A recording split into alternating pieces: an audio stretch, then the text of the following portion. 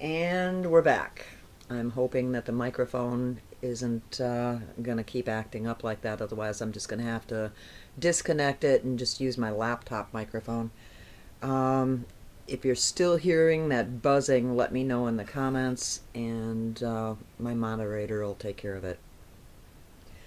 But anyway, that's what happens when you go live, I guess. You gotta expect glitches.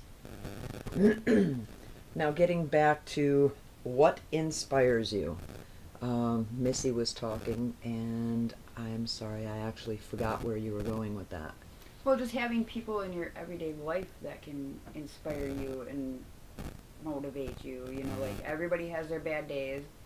I have depression. I have seasonal depression, so they're literally fighting each other in my head. Oh, yeah, in the Midwest, we have real bad seasonal depression because we're locked in our houses for up to 6 months with snow from here to eternity. And are we having problems again? Hopefully, it's still going.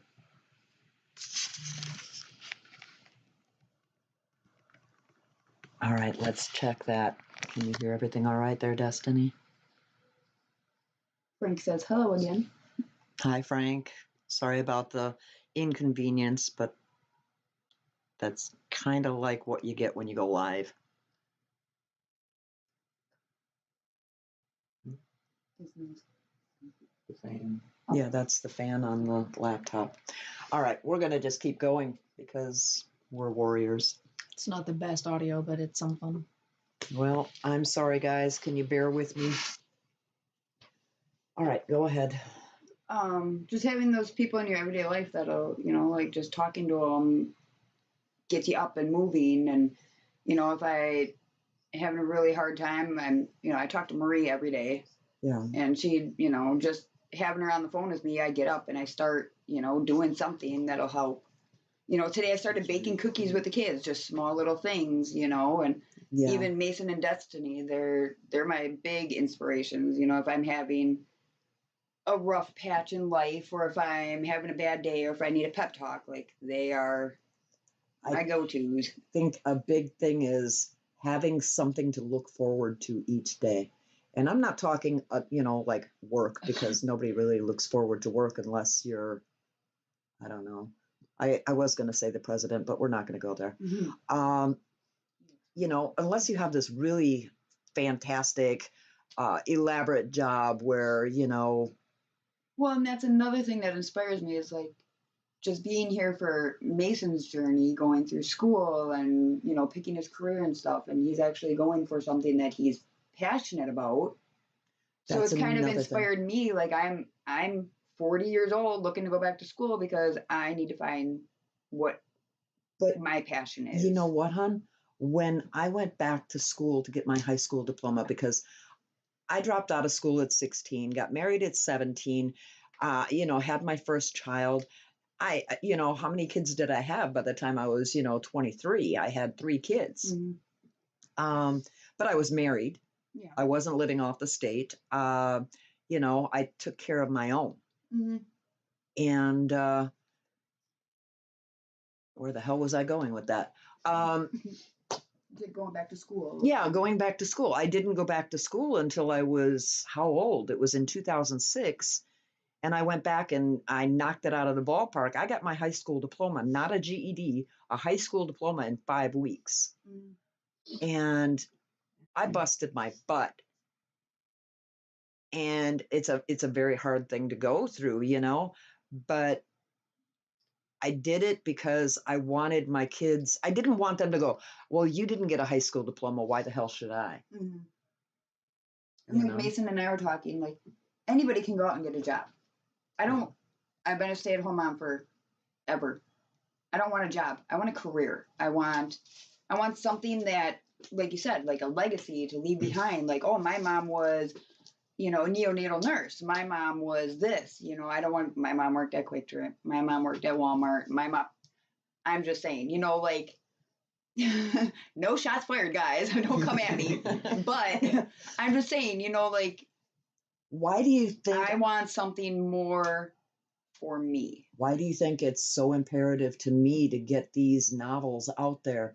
I mean, I may not, become this big famous author or anything like that, but when they slap me in that box and put me in the ground at my funeral, you can put up my books, you can put up my podcast, you can put up my poetry.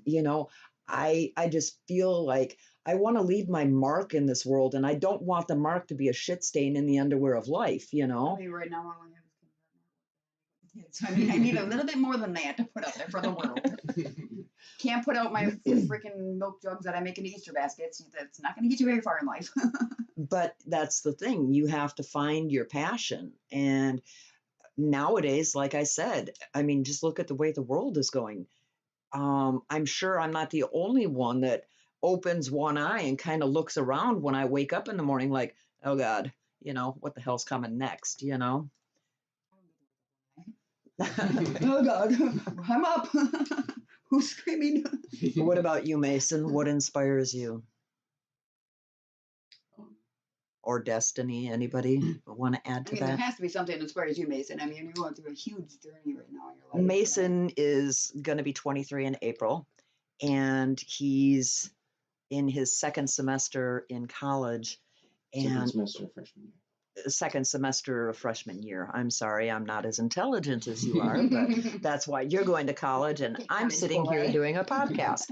But I'm so proud of him. He's in medical school. He was going to jump right into it full throttle and go for anesthesiology, but he decided to take the smart route because of his medical issues that he's got going on. With looking at when I first started doing the thing, like high school dropout. When I decided to go back, that's when COVID first hit. And because I was taking the classroom route for getting the high school diploma. Well, you were a week away from getting your high school diploma. COVID hit, and they shut down all the schools. Yeah. But instead of doing the classroom route, I just opted for doing all the tests. I did all of the tests. There was 5 pre-tests that you had to pass to get to the 5 real tests, and did all of that within a span of 6 days. Yeah. And looking at anesthesiology, I was just going to jump right into it, do everything all at once. But then that just seemed very, I don't know how you'd say it. Just not the path you intimidating. It just seems really big to do. So then I broke it down into smaller segments that in my mind were more attainable.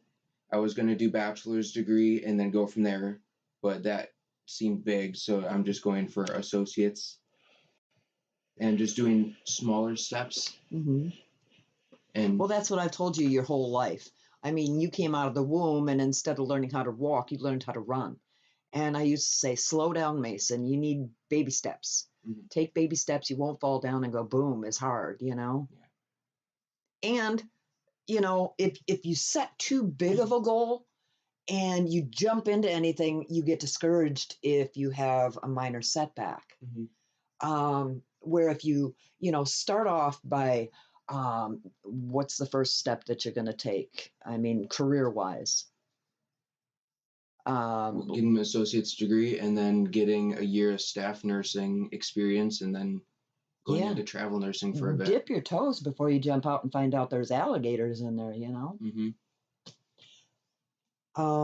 Anybody want to add anything else? Oh, let me get back to you, Mason. I'm sorry, Missy. Back to Mason. What actually inspired you to go into the medical profession? Well, the biggest thing was I just really want to help people. You see so many people a day in the medical industry, medical field, whatever, and just even the little bit that you do, they go to the hospital, they're in pain, they're suffering. The little bit that you do can make the biggest impact on them. And stability. Unlike Dad, who's in the construction field and he's going to have to work until the day they plant him, He doesn't have, 401k. He doesn't have any chance for retirement. When you're self-employed, it's day to day. You know, most people live paycheck to paycheck. We live day to day. If a job falls through, if dad gets hurt on weather pending, everything is weather pending. You cannot lay concrete in a snowstorm. You can't put on Even a if the roof. temperature gets to below a certain degree, you Yeah. can't do anything. You can't put on a roof in a thunderstorm, you know? Well, you It's can, just but stupid. only once. Yeah. Only once you might not finish the job. But okay.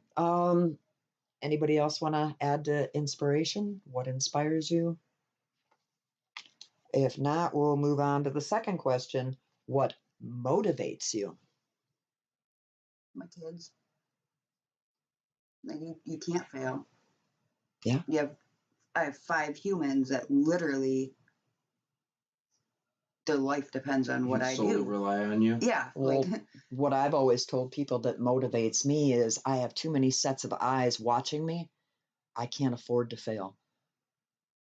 that's how I feel with the kids, like especially with Mia. She's going to be 16 this year. She's looking at every move I make and Okay, every move I've made in the past. And she's questioning, like, why did you do this? And, just little things. And that's another thing that, kind of inspires me to want to do better or different. I shouldn't say better because my life is good, but do different with my life is that the kids are like, well, what are you doing? Mhm. Like, why, Mia's starting to pick out colleges right now. Mhm.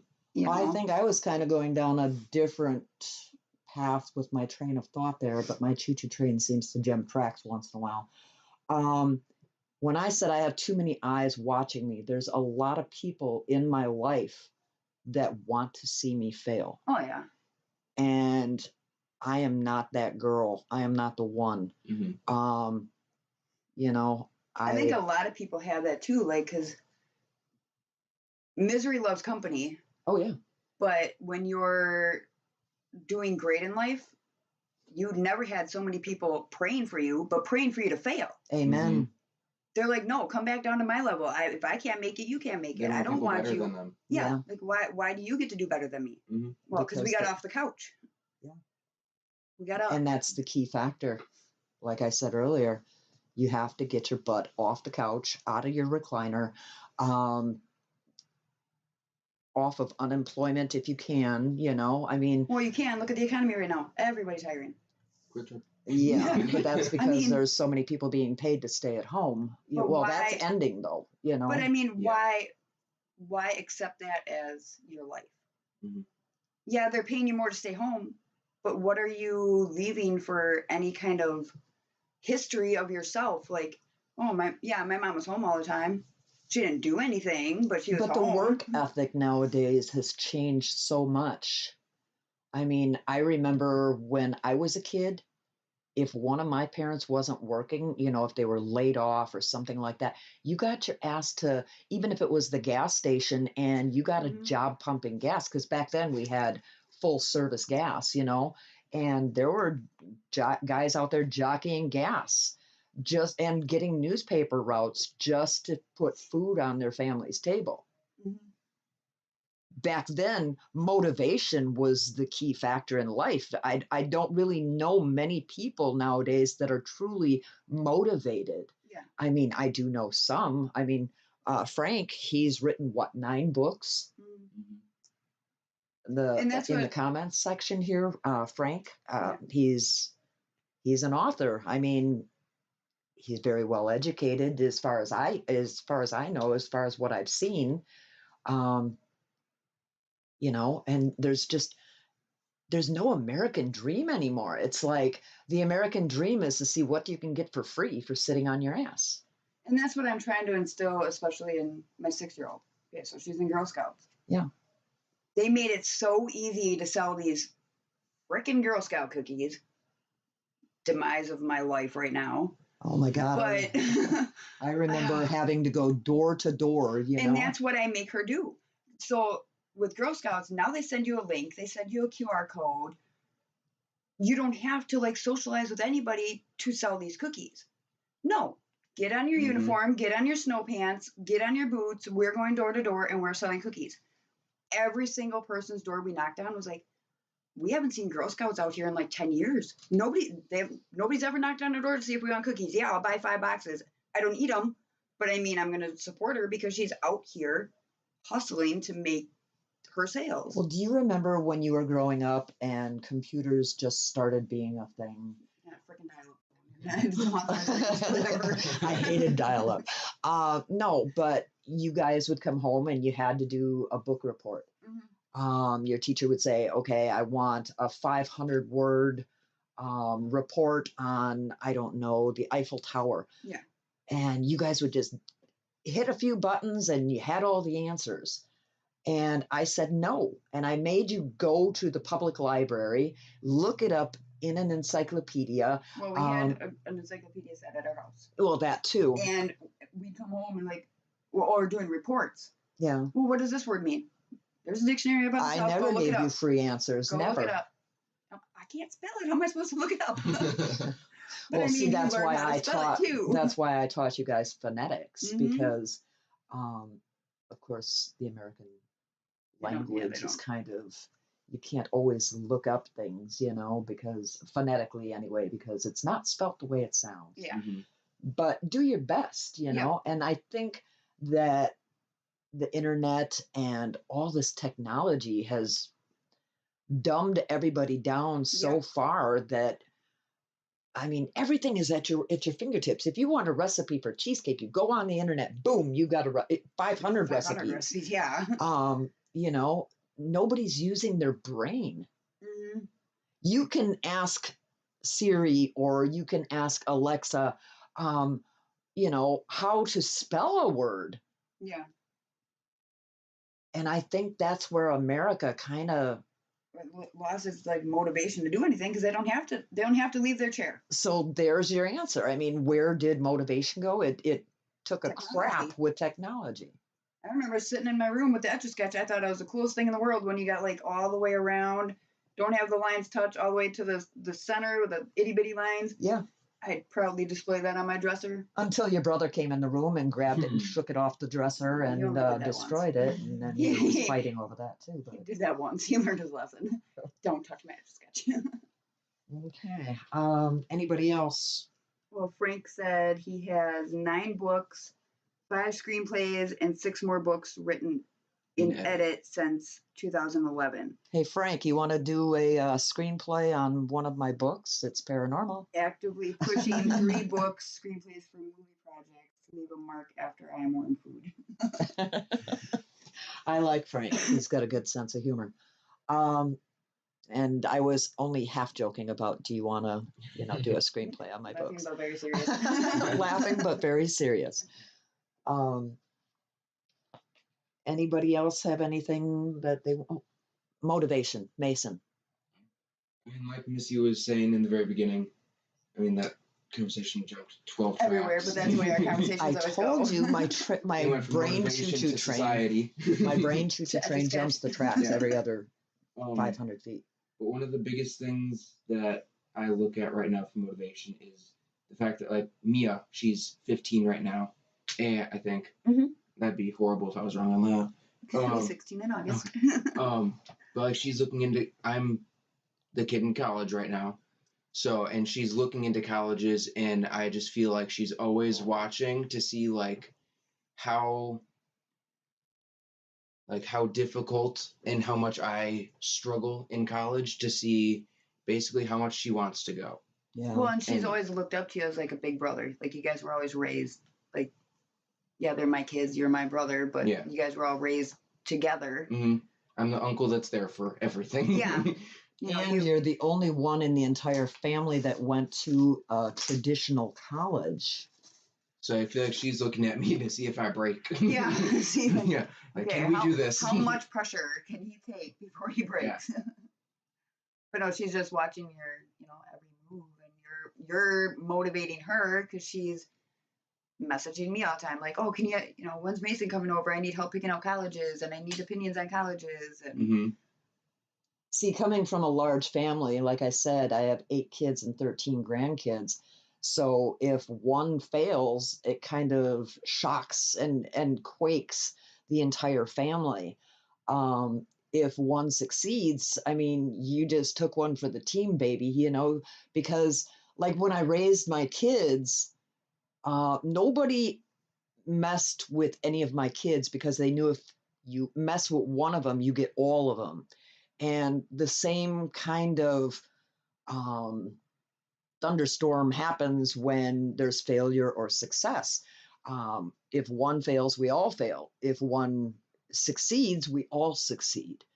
Um, But even if like one of us fails, like we have that support the system. support system, Yeah, like it's not the like you're looked inspiration at as the and the failure. No. the inspiration and the motivation from within the family that they're like, oh yeah, okay, this didn't work out. Mhm. What's the next step? Let's go. Pick yourself up. You had your 5-minute pity party. Let's go. Like, No let's do blood, this. no No blood, no tears. Let's go. Yeah, let's go. And that's what I've always taught you guys.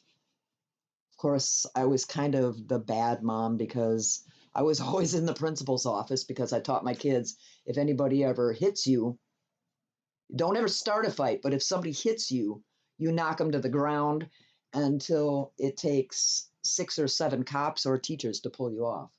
So your granddaughter is watching. Oh. Mia Bella. And she says, how do you keep motivation for current and future education? Because failure is not an option. Not in my family. It's not allowed. You are my granddaughter and you come from tough stock. We all have grit, baby. And you get in there and you keep swinging until they drag you off the field. And I feel like with motivation for education, it's like, even though like I just went through midterms like for the semester, super difficult, most stressful thing, midterms and finals, you reach your breaking point. You go past your breaking point, but you can't let yourself break because you just have to look at the end goal. School is just temporary. And You it's only just do a it temporary like stress. You have to look at the big picture. Yeah, you're only stressed for a couple years. College is only a couple years. Then Keep your your eye on the career is prize. the rest of your life. Yeah. You will I'm have so proud that financial you guys retained all this growing up. You'll have financial stability. You will have a job, not just a job, you'll have a career that you're actually proud of. You won't have to go around saying, I'm a cashier at Walmart. You can say, I'm Well, let's a not farm vet. degrade that. No, Let's not degrade starter jobs. That's what I call them. Anything that's paying you minimum wage. I believe, and this is my opinion, so don't tear me apart. It is my opinion, and I'm entitled to it. I think jobs like McDonald's, gas stations, stuff like that is a great starting point. But if you want to make the big dollars, you go to school, you get an education, and you get a big boy or big girl job. Just like with these people fighting at McDonald's, like, oh, I want to make $15 an hour. Then go to college. Yeah. Then go to college. And if you're going to make $15 an hour, put the right things on my burger first, and then we might talk about McDonald's pays for your college. Exactly. While you're doing that, you can be going to college. McDonald's, Taco Bell. There's no excuse that, I can't afford to go to college. Yeah. Walmart pays you to continue your education. You have to pay $1 a day for Walmart. You can't tell me you can't afford $31 a month. Right. We know you get McDonald's on the way to work. And Taco Bell, that's why they have you ask you, oh, would you like to round up to the nearest dollar? Because they pay for their employees to continue education, to go to school. Mm-hmm. Yeah, they don't want you what there was forever. that yesterday, Destiny? We went to Taco Bell, Yeah. and my order was like $11, and they were like, "Do you want to round up to 12?" Well, when I got to the window, I rounded up to 16 because that's what I had in my fist. You know, I am very willing to help others that are willing to help themselves. But I mean, even for like these companies do it, they don't want you there forever. No, they know that this is a temporary starter, it's honestly a teenager job. Yeah. It's to get work experience for the jobs that need you to have experience. Yeah. I wanted my kids when they were growing up to have dreams and goals. Do you guys remember how many nights we sat up just when we were writing my books and talked about the life that we want to live and talk about the possibilities that could come from the books? Mm-hmm. And, maybe it didn't go according to plan. I'm not a rich and famous author, but we had our dream and we put it into action. And My downfall is that I don't have the ability right now to advertise like I'd like to. Like Gunnar, he writes his books, but he has kind of a hand up on me or a leg up on me. He knows people. I'm just a small fry from Wisconsin, you know. I'm nobody. I was never in, any mafias or gangs or prison or anything like he has, where he can actually, I don't know, have that experience. My only experience is raising 8 kids, and I'm not trying to degrade what I do because I don't know many people that can do what I do. I raised you all to the best of my ability. You're in college. You have a beautiful family. You're up and coming. You're only 21. You have curly hair. You're mean. No big brother bullying on this channel. No bullies allowed. Block. But okay, let's get on to the next question because I'm sure people are probably bored out of their tree. No, Mia says school is temporary, so I guess forever. Okay. But Frank did say, let's chat about that screenplay. And then he said, good stuff, Nikki. Gotta go do movie business. Ciao, Bella. Gotta do movie business. Yeah, I gotta do movie business. Okay, well, I look Great. forward to talking to you, Frank, and thanks for joining us tonight. My third question is, what holds you back? Who wants to go? Myself. Yeah. I am so glad that what I taught you stuck in your head. Biggest obstacle in my life is me. Yeah, My self-doubt, my depression, and not to use like anything as an excuse. Like I know I have to overcome these things, but you just have those days where you're just like, why? And like with school, like what holds me back in school is I, without knowing, self-sabotage myself. Yep. I put off all of my schoolwork until the last second. Then it's like, okay, now I have to get all this done in this amount of days. Like my art final, a 10-page essay. Yeah. Yeah. No, I put it off until the last minute, and then I stress about that, and I just hold myself back with that. Yep.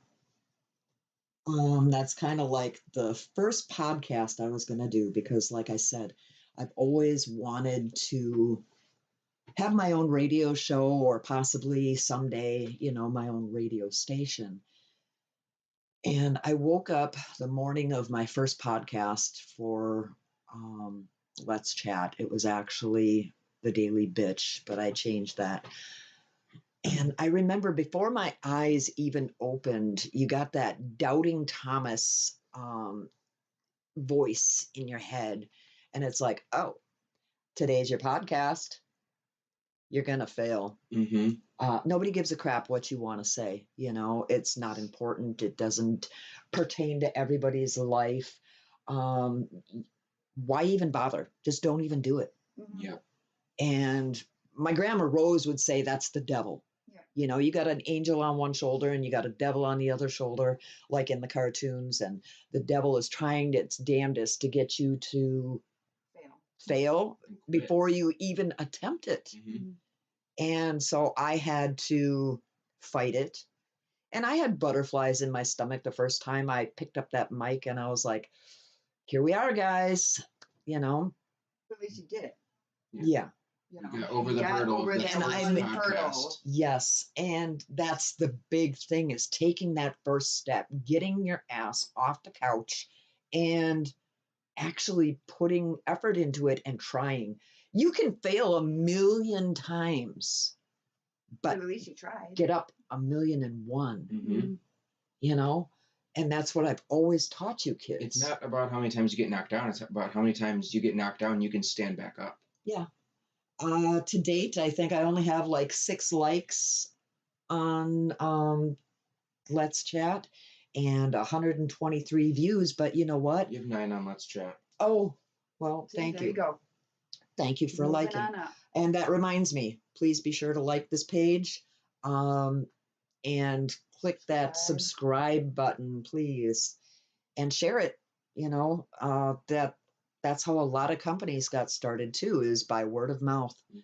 You share it, other people that might check it out, And I'm not in it for the notoriety or anything like that. And I kind of just like talking to people and I like interacting with people, and this is the only way that I can figure out how to do it. I can write books until I'm blue in the face. All you know is my point of view. I don't get to hear your point of view if I just write a book and put it out there. Yeah. I like interaction. Yeah. Anybody else want to add to what holds you back? Nope. I'll take that as a no. Yeah, I'm like trying to think, but I I'm was like, trying to think. besides myself, like that's like the biggest thing is, you can sit there and blame other people in other situations, but then it circles back and it's like, well, you're the one that's letting it Mm-hmm. stop you. You're the one that, is letting this or that or A, B, and C stop you from attempting to get your goals. Yeah. Okay. The fourth question is, what are you going to do to overcome what's holding you back? Good question. What was it I was reading? Well, because Mia commented. Yeah, Mia's got a question too when we're done here. Well, let's get to Mia's question. Another good question. How do you get over the fear of failing and disappointing others? Stop caring what others think. Yeah, you're in this. Don't care what others think. Yeah, you have to realize that you're the only one who has you till the end.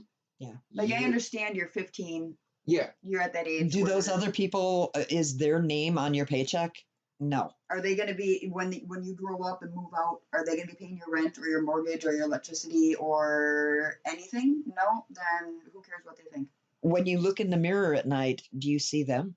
That's the only person you have to worry about letting yourself down is yourself. Yeah. Don't worry about the opinions of anybody else. And if you try and fail, you know what? You didn't really fail because you tried. And get over the fear of failing. Don't give failing the power. Don't have failing as an option. Like, Yeah. I'm going to do this. And if you don't succeed to, like, what your goal was, okay, well, at least you got to whatever point you And got don't to. look at it as, like, if you fail, like a college entrance exam. Yep. Don't look at it as a failure. It's a minor setback. You can always try again. Yeah. And in my, like, with your, I mean, yours is a bad example because you got accepted to all of them. But if you apply to a college, you get denied. Well, God didn't want you to go there. Yeah. There's something bigger and better out there for you then. Yeah. Because God is going to lead you to the path where you're supposed to be. Yeah. And his answer, he is our Father. He's our Heavenly Father. Just like our earthly Father. Right in there in the living room. Yep. The answer is not always going to be yes. You got two daddies, baby. Yeah. Mhm. Yeah. The answer is not always going to be yes. You're going to get a no from God. And it's his will, not your will, be done. You are just. God's no is just a not now. Just because he says, no, you're not going to get the job that you're looking for. It doesn't mean no forever. It sometimes means not right now, or I've got something better. Or it's not right for you. Yeah, exactly. Okay, so the question was, what are you going to do to overcome what's holding you back? You just kind of got to like power through it. You have to get over yourself Mm-hmm. and not in like, oh, I'm too big. You have to get over your negativity in your Get head. over your little petty fears. Yeah. And And just go for it. Yeah. Like balls to the Grandma wall, just Rose, go. Mia, Grandma Rose was fearless. There wasn't a man or a situation on the face of this earth that she was afraid of because she was a powerhouse. There was no telling her no. She would bitch slap you, because that's how she was. She was headstrong and she got things done that needed to be done. Nothing held her back. And you have to know and find that support system that's going to be behind you and be your cheerleader Mm-hmm. 150%. Yeah, that's one of the biggest things to. Surround yourself with positive people that are going to not sit there and laugh at you if you fail at something, not sit there and make fun of what you're doing if you're motivated in doing something. Like last semester, it was going great. Then I let myself fall behind. Mm-hmm. And so I was struggling for a couple weeks, and basically just the group that I had around me is what got me through. And then when I got done with the semester and found out I made Dean's List, that's like the most support I've like ever felt. Yeah. And just having that acknowledgement of like, okay, they recognize like I was trying, like I was doing good. Yeah. And especially with Mia, you know, like this situation earlier in the school year. You have your support system. You have all of us behind you 10,000%. No matter what you do, you know, you pick up that phone, you make your one phone call like you're in jail. One call, and that's all. One call, that's all. You got all of us like on the doorstep, ready to go to battle. Yeah, like we're ready to battle with you. So I mean, don't worry about failing others. You're not going to fail anybody. You're failing yourself, and that's all you got to care about is, you know, sit down and, you know, people laugh about it, but have a goal board. Yeah. You know, cut out the pictures, cut out the inspirational words, cut out whatever it's going to take whatever for it takes to get you through. Yeah. And to keep the positivity and the motivation. And have an outlet that you can step away from what you're working on. For me, mine is art. Doing art projects, doing my resin art, doing my paintings, things like that. That's when I get overly to the top where I'm past my breaking point and that breaking point is about to break.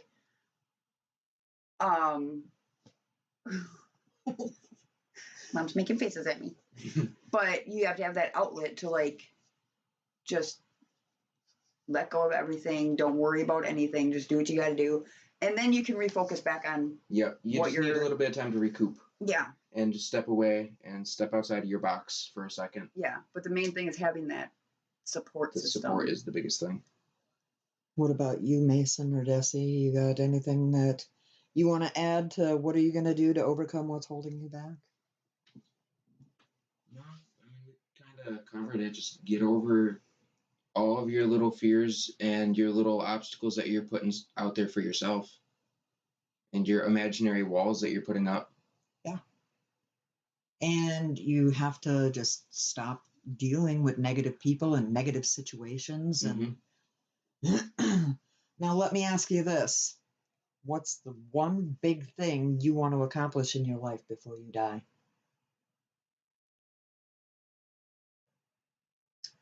For me, I mean, I've got many of like, you know, I'm a mom, I'm a stay-at-home mom. So I've got my like, you know, make sure my kids are happy, make sure they're healthy, make sure they're striving and doing well in life.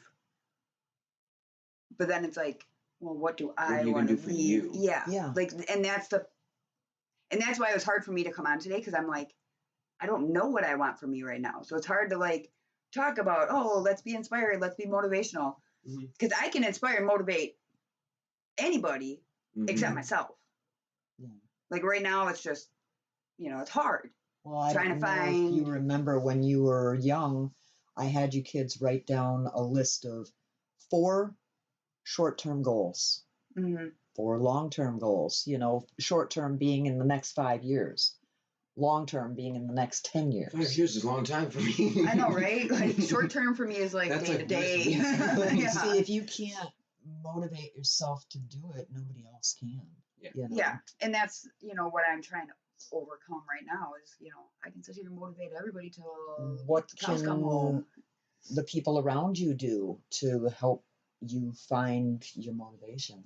Sometimes you're at that point where it's you just have to do it yourself. There's nothing anybody can say. Like you can sit here and have like the best pep talk ever. Yeah. Then you go home and you're like, why? Yeah. Why? You know, and it's not even just battling, just having a goal and obtaining the goal and going for it. Then you have the depression and anxiety and it also ties society in with and you putting yourself in your own way. Yeah. Like I put everybody above myself. Well, that's so a I make sure a dad thing. That's a, you know. Yeah. And I make sure, you know, even with Mason and Desi, like sometimes I put them before myself. Yeah.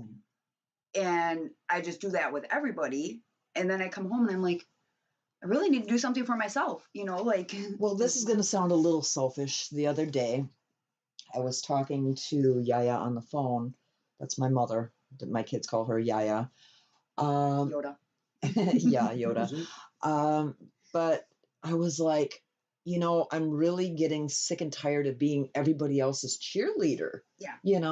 And I don't just mean my family, I mean my circle of friends, my acquaintances, and just people in general, people I meet on the street. I can't go past a homeless person without giving them money and, telling them that God loves them and that they want, he wants them to succeed, and Yeah. giving them pep talks and asking it, how can I help you, to get to a point in your life where you're self-sufficient and self-reliant. And I try my damnedest to help other people. And then I sit back and I think, wait a minute, how many people do that for me? Or even, why can't I do that for myself? That too. Like, True. why can't I sit there and be like, you know what? You got up, you got the kids ready, you got them to school, you got lunch in them, like they're fed, they're happy, they're, active, you're getting them, whatever, you're doing whatever. But why can't I make sure that I have what I need? Mhm. Like I can, like, that's what I was saying is I can give people pep talks, but why can't I give myself a pep talk? Yeah. Like, come on, let's get up, let's do this kitchen, let's clean, let's, go for a walk, let's. Well, see, I have 5 sons, and I'm not going to name names, but some of my sons, I don't know where they got it because I'm a very strong, dominating woman. They grew up with this male chauvinist type attitude that I don't know where the hell it came from, because my husband is not a male chauvinist. That man would pull the moon in from the sky if I said I wanted it.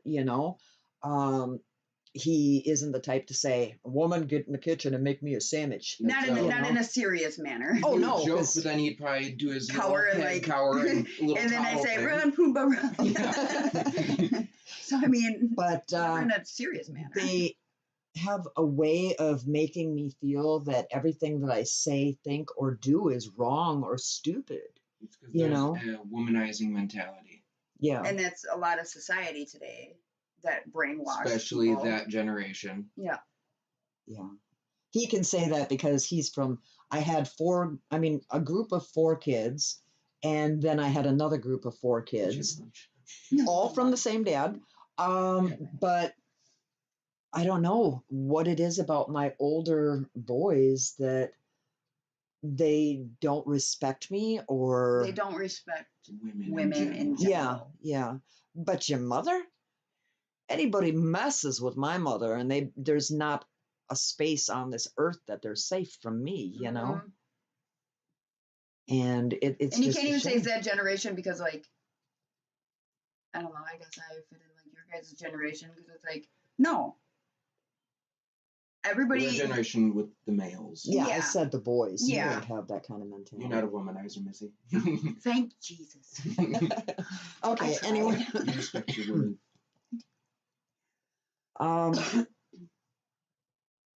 What would your first step be to accomplish that one thing that you want to get done? Stand up.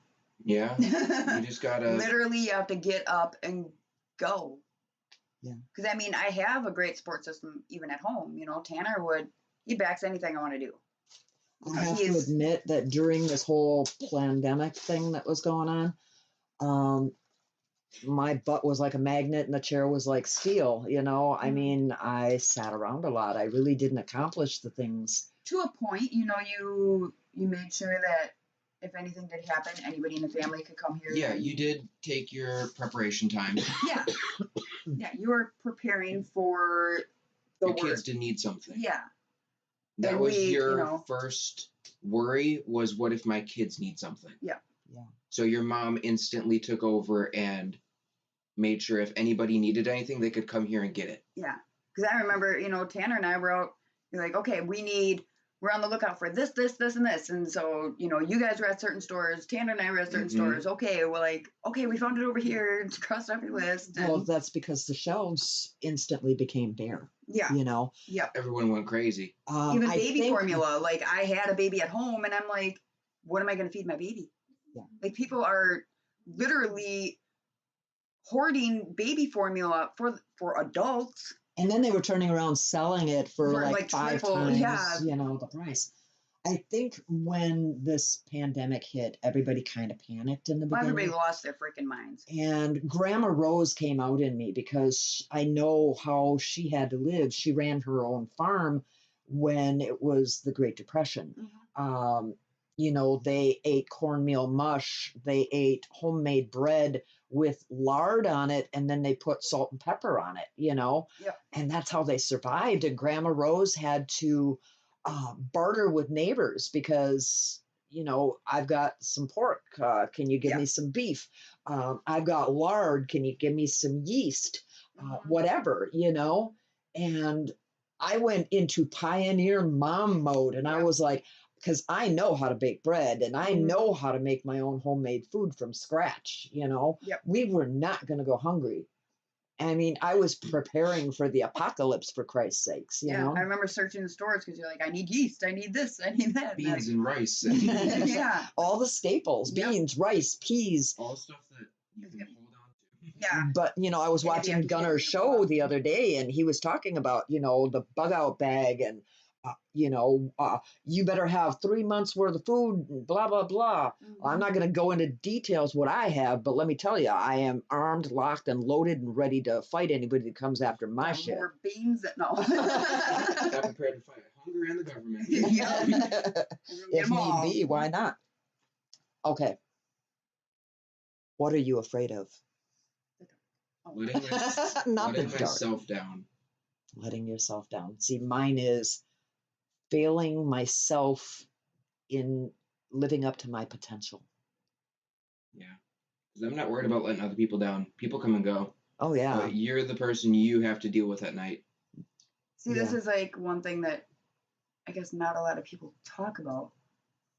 But like, I fear of rejection. Like applying to schools, applying to. I'm also afraid of letting God down. That's a big one. I'm so proud of you right now. Yeah. Yeah, that's a big thing for me too. I feel I fail him every day. But like with your fear of rejection, that's why I was just so afraid. Like when I was applying to schools, I didn't because she was like, "Oh, what's the first step you take?" I literally just on my bed pulled out my phone and just applied to almost every school I could find. Yeah, you were accepted to Boston. I'm either going to sink or swim. I really didn't. See, for me, it's like I have this dream of what I want to do, but then I'm afraid of actually like going for it, and what happens if I don't make it? That you don't make it, babe. I know, but that's always that. I mean, everybody has that fear. They don't talk about it, but that fear of rejection is I real. Can say oh, you have to get over fear of rejection, but I wasn't rejected, so I didn't have that. So it's like, I would be the same way. Like I would get one, like I could get accepted to 19 colleges, but if there was one that didn't accept me, that would probably just make me lose all motivation. That applies to me in my personal life. I may put out there that I'm a hard ass and that I'll fight you toe to toe, toe to toe. No, toe to toe. I will go toe to toe with Satan, but like when you'd come home and say, well, so-and-so says you're a bitch or so-and-so says this, it kind of like pulls at you, a little bit. And you're like, why don't they like me? I'm super. Your heartstrings get tugged. Yeah, because I'm very outgoing. I'm a people person. And then to find out, like I'm just not somebody's cup of tea. It's like, well, F you. You know, that's like the situation I have in my your neighborhood. Personal life. Yeah.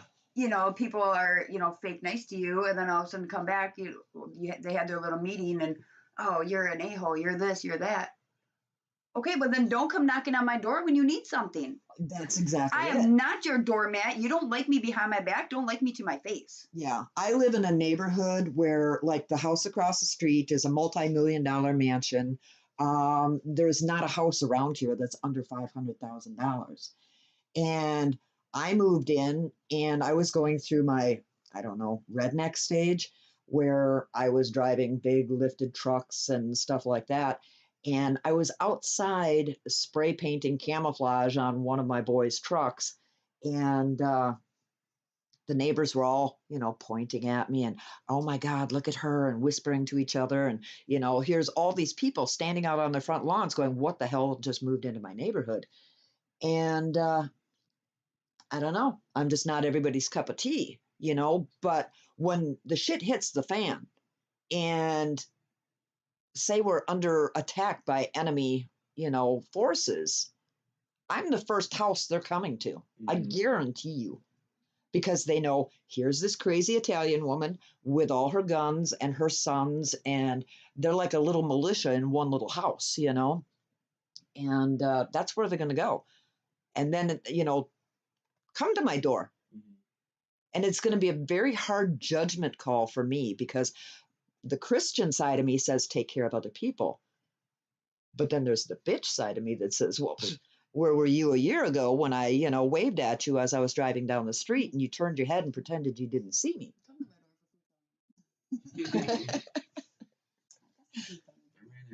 Anyways, okay, we went way off of that. But just like being, I've been a stay-at-home mom for almost 16, 17 years now.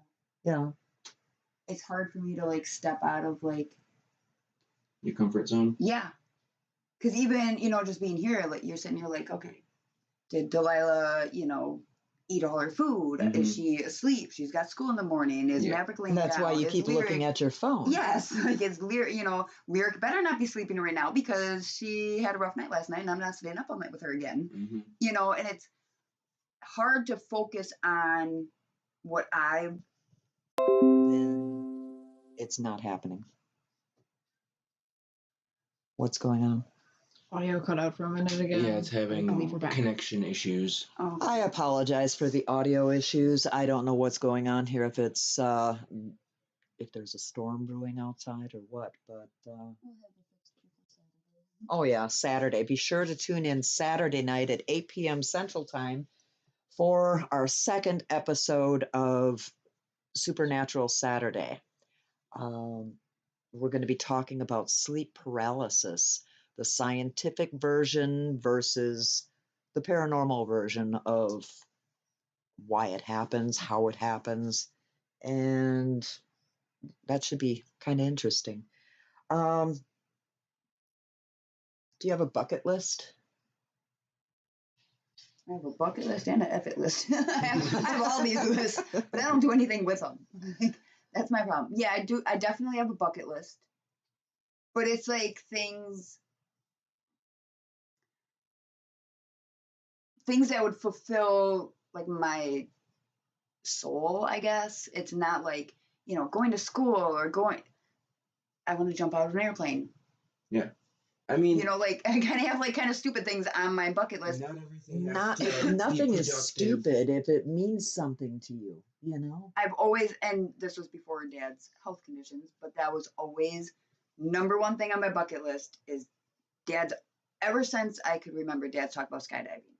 Yeah, well, that little man can just forget about it because he's got a bad AAA artery. But that's been I'd have to kick his ass. My thing on my bucket list is that I want to go skydiving with Dad. Just one time. Well, you might have to go with him in a necklace. I mean, I would. I mean, if it came down to it, if that's the way it goes. Too, but then God has other plans, I guess. Yeah. Yeah. That's my feet on the ground. Yeah. Yeah. I mean, that's probably why he gave me the insane fear of heights where I can't even go on a step ladder without shaking. And big feet. I don't got big feet. Anything else? What's on your bucket list, Mason? I don't have one. You just have an effort list, huh? I don't know, I guess I'm more short-term goal-oriented. Yeah, you're the kind of person that you'll like set up a goal and like I'll achieve it. If I have a goal in mind, well, Lottie frickin' da. Not like that. If I set a goal like school, I didn't think about it. I just said, okay, I want to go to school and become a nurse. Okay, I brought out my phone. I started applying to colleges right then and there. Yeah, and you're kind of like me. Like I have that impulsive side. Yeah, but it's like you'll get like an idea and you're like, okay, let's go. And now I'm a year in, so I'm kind of stuck. Yeah. My impulsive side would require a rich man, and I didn't marry rich. I married somebody that I knew was going to be a good husband and a good dad, and now we've been together for 41 years. Mhm. My impulsive side says, oh, let's go to Chicago for some Chicago style pizza, or let's go to New York because I want a real, I don't know, whatever, something New Calzone York. or something. Yeah. Why is Um, it think pizza? things that I can't really attain, Yeah, like on that my my bucket impulsive list. side. That's why I want to do all this schooling stuff and get it done while I'm younger. So that you so can, that I can when mom be- wants Chicago style pizza, you can take mom for Chicago style pizza, right? Yeah, so that I can have the financials to be impulsive. And get your mother out of Wisconsin, the hellhole of, the armpit of the United States, and take me someplace warm like Florida so that I can stop having to shovel snow and drive in this crap. Yeah. My bucket list, the first thing on my list is to write a book that makes it to the bestsellers list. I actually wrote 2 books, but like I said, without being able to advertise it properly, market it, I should say. I don't know. The second thing is to have 10 books written and published before I die. The third is to touch a soul. And I don't mean reaching into somebody's chest and touching their soul or anything weird like that. I mean to write something that has such a huge impact on someone that it moves them to tears. Something that leaves a mark, something that they'll take to their grave. The fourth is to have my own radio show, maybe even own a radio station someday. But that's my Pisces side. Pisces are dreamers. Unfortunately, I'm a triple Pisces with an Aries cusp, which means I'm a dreamer that'll beat someone's ass to get what I need to make my dreams come true. But any other things on your bucket lists? I mean, I'd really like to be able to do something with my art, but then then you have that, that voice in the back of your head, like, oh, that just looks like a kindergartner did it. We're going back to the whole premise of internalizing what other people say. Yeah, but I mean, that's on my bucket list. Is like to So either why go to don't you like a do like craft Grandma show. did? Dad's mom. She made all these crafts all the time, and she would store them in a tote. Mhm. And she'd make more crafts, and she'd store them in a tote. And then at the end of the season, she would go to the craft fairs, rent a booth and sell her wares. Yeah, yeah, and that's what I'm working on. And it's like 3 o'clock in the morning. I can't sleep, so I mix up some resin and start. Especially with like making your some resin art. stuff, because that's like a big trend right now. Mm-hmm. So I feel like it's not something that people would look down on. Yeah. I mean, it's not like you're coloring in coloring pages and trying to sell those or Yeah, something. you got to stop selling yourself short. doing I've stuff seen that- your work. You're very creative. You've come up with things that just blow my mind. I'm like, I can't even draw a straight line. You're definitely the creative one of the family. Yeah, you are the And that's- artsy Artistic. one. Mom's the writer. I'm more autistic than artistic. Yeah. And that's another thing that I've been kind of playing with in the back of my head. So Delilah is very like artistic and likes the art Mhm. things like I do. Like my kids have always done art projects. Yeah. Well, up until like last week, now she doesn't want to go to school on art days. Why? Her teacher gave up. The kids' behavior. So she lets them like have free reign. Go play with Play-Doh. Go play with this. Go play with that. There's no guided. Well, that's the same with trying to raise a child. You don't just let them run all willy-nilly and do whatever they want. You like don't Dad give... said, that's just going to make the behavior worse. You need to have structure. They're in kindergarten. I didn't give you guys choices. I didn't say, well, I found out through you that you don't ask a child, what do you want to wear today? Mhm. Because you came out with a striped shirt, checkered shorts, and polka And I dotted still socks. rock that And outfit. you rocked it, but I was like, I'm not taking you to Walmart. I mean, I still rocked it though. Well, of course you would have fit in there, but Yeah. But that's another thing that I've been kind of penciling into my bucket list, one letter at a time. Maybe go back to school and be like an elementary school art teacher. Mhm. Because I've got all these ideas that I want to do with the kids. Yeah. you know, and I'm Well, always you do doing have art with you the do kids. have licensure through daycares and stuff like that. Hmm. You know, I never seen you flourish as much as you did when you were a daycare teacher. Yeah, but that doesn't financially You're lucky. I don't like other anywhere. people's kids, you know, keep them away from me if they're not well behaved. And I don't like that lady walking through Walmart with her Hmm. Johnny, her little toddler Johnny 6 aisles over, and you can hear him screaming bloody murder. And she's just walking through like a zombie, oblivious to his noise, you know. And see, when I was teaching, I loved doing it. Love teaching like 3 and 4 year olds because you catch them right before that naughty stage and right after the potty training. So it's like that little thin line of golden area where they're like Those 30 clay. seconds where they're tolerable. Yes, they're tolerable and they're just sponges that absorb everything, Yeah. good and bad. So Oh yeah, don't say bad words. Those are yeah, the only words. You could have a kid that can't say a word, doesn't say a word, just grunts like a caveman. And I come up with my F bomb, and somebody else's child is now saying that F bomb, you yep. know. But before we end tonight, can we all think of something to tell someone out there right now that can't seem to find motivation? I mean, to them, motivation is a Greek word. You know, they wouldn't even know where to begin looking for it. I mean, kind of like what my shirt says: don't give up and don't surrender. Mm-hmm. Get up and do it. Yeah. You kind Okay, of. what would you tell somebody that was a housewife for 40 years and she's never done anything? She's never, well, we have a child that knows somebody who never worked a day in her life. And what would you tell her? How would she, let's call her Barbara, how would you tell Barbara, who's never had a job, never tried to live out her own life and, you know, her dreams and her goals or anything like that? How would you tell her how to find it?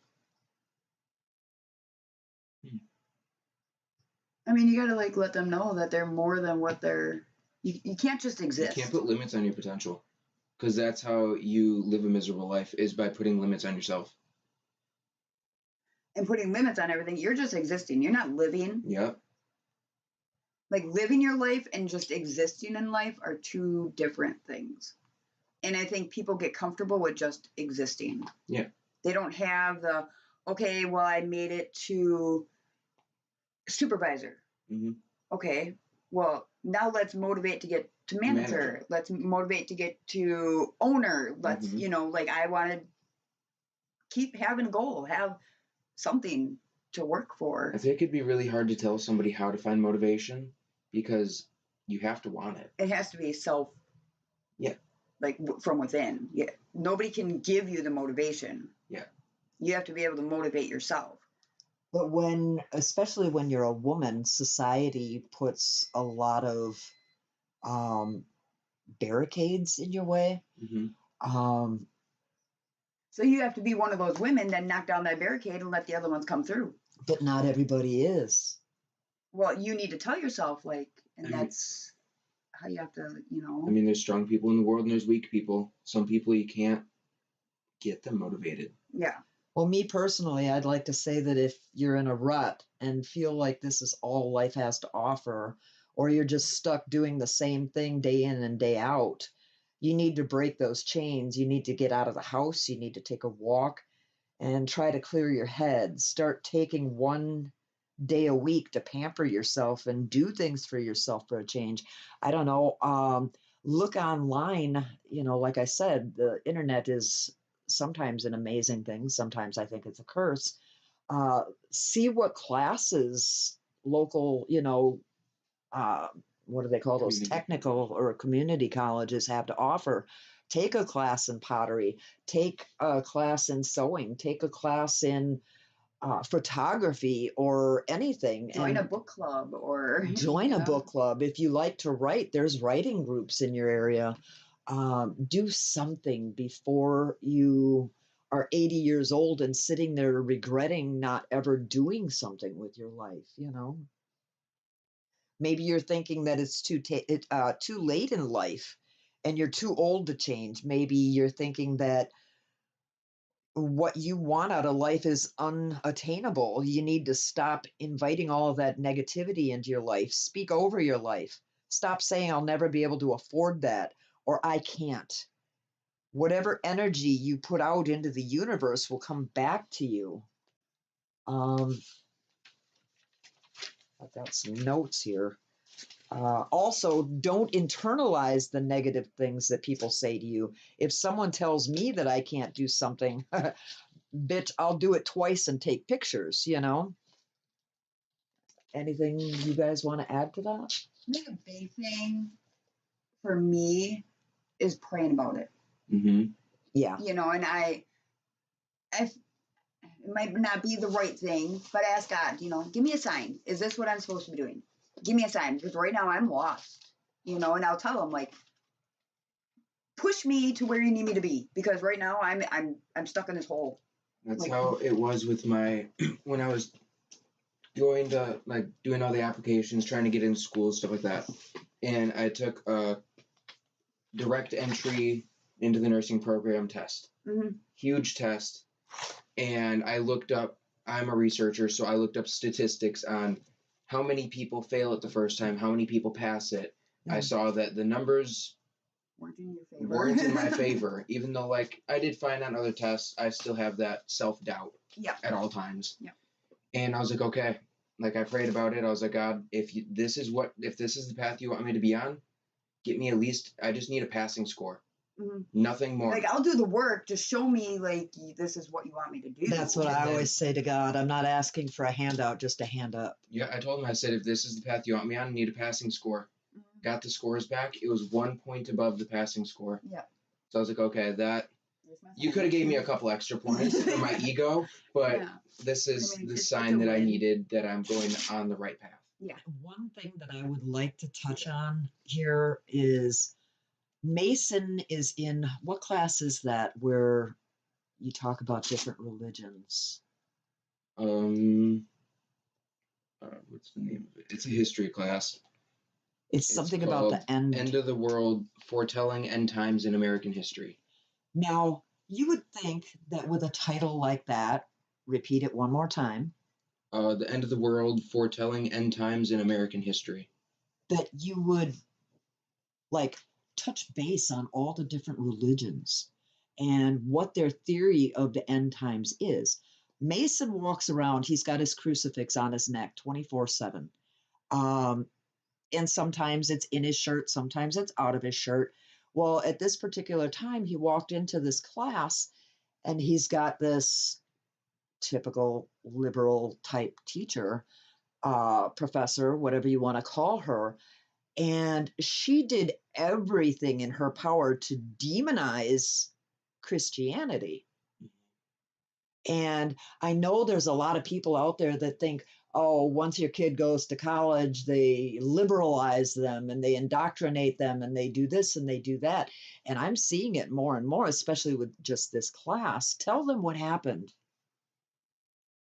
I don't know. I mean, obviously I was there, but it was just every time Christianity was brought up, she made it a laughing matter. Like, how can somebody believe in a higher power? But then with Christianity, she was real loosey-goosey about making fun of it and trying to make jokes about it. But then she would like respect the other religions and their beliefs. It was just Christianity that she thought she could shoot down because she didn't think anybody in the class would actually stand up for it. But that was the wrong class for her to assume that in. Yeah. What happened? We had many of times where it was just me and her back and forth. Bantering. Yep. Just her talking about, because it was mainly talking about like apocalypse type theories that have happened early on in the Bible to nowadays. Yeah. And just like when, like the second coming of Jesus, she thinks that's laughable. That's not going to happen. She won't be laughing when he comes down from the heavens and makes her answer for her lack of faith and her, just being a shitty person. And like, I can respect people for all different beliefs, but don't tell me that mine is wrong just because it's different than yours. And don't laugh at my beliefs. I'm not laughing at yours. Don't laugh at mine. Exactly. I We think can be this- civil with each other and have our own set of beliefs. Amen. As And long as you're not thinking you're higher than me because I believe in something. And it's people like that professor that have like the bumper stickers that say like coexist. Mm-hmm. No, they want people to exist with them that have their beliefs, and come join me while we go mock these people over here. Yep. You know, you can't have double standards. You can't. But on this, in the same respect, there are Christians that tell you that whatever you're doing is wrong. You're wrong, you're wrong, you're wrong. That's a sin, that's a sin, that's a sin.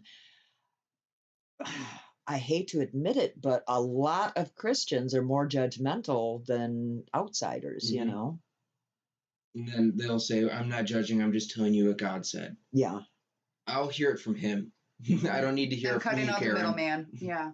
I will lead somebody to Christianity. I will lead people to believe in God, but I'm not going to stop talking to you. Like I've lost so many relatives and friends because of my political views Mhm. that they just couldn't handle.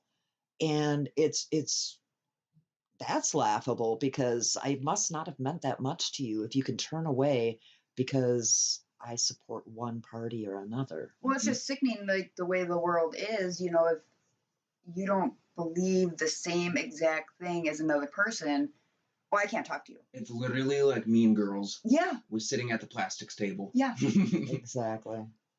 I want to remind everybody again, please don't forget to tune in every Saturday for Supernatural Saturdays. This week we're talking about sleep paralysis, and that is Saturday at 8 p.m. Central Time.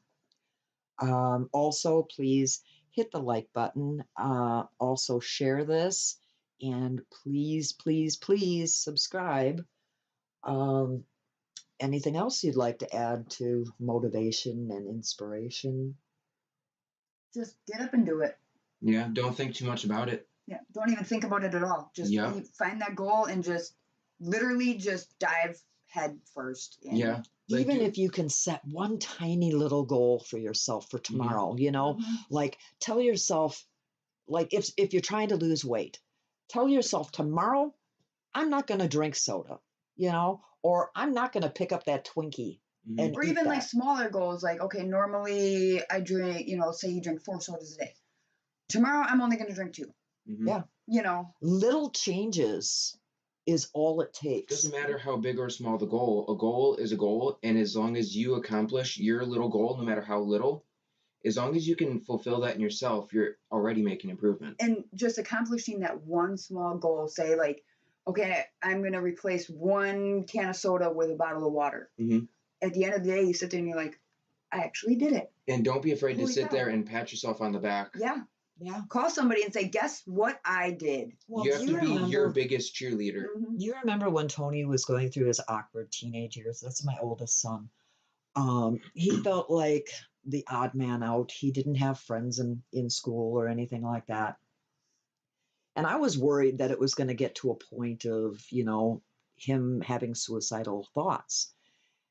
And I got angry, and that's how I handle things. I get angry, I take charge. And I dragged him into the bathroom and I stood him in front of the mirror and I said, look at him. Look at him. Now, you're letting him down, you know? You've got nice hair. You've got gorgeous brown eyes. You have a very nice personality. You're nice to everybody you meet. If people can't see that, then it's on them. You got to stop hurting him.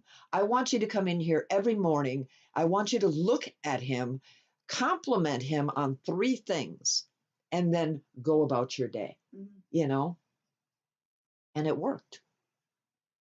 And I think that more and more, especially the way the world is going, we need to do that for ourselves, you know, because the next door neighbor isn't going to come over and say, hey, Bob, nice lawn, good job. What's your secret? Yeah. You know? Yeah. Or, hey, dude, way to go. You go to work every frickin' day, you know? Or you aced that test in school. But I also think that'd be a nice change in the world. Oh, it Mhm. would, but You it's know, not like- going to happen. And I try to be that person for people. Like if I notice, like, oh, you did something different with your hair. Oh, I really like your hair. Or you know, they did something different with their makeup. Oh, your makeup looks cute. See, people might know? think that I'm odd when I'm walking down the street because I smile at everybody, I wave at Mhm. everybody. Destiny, today we were sitting at the gas station waiting for you to run in and grab a loaf of bread because I forgot to get it at the grocery store.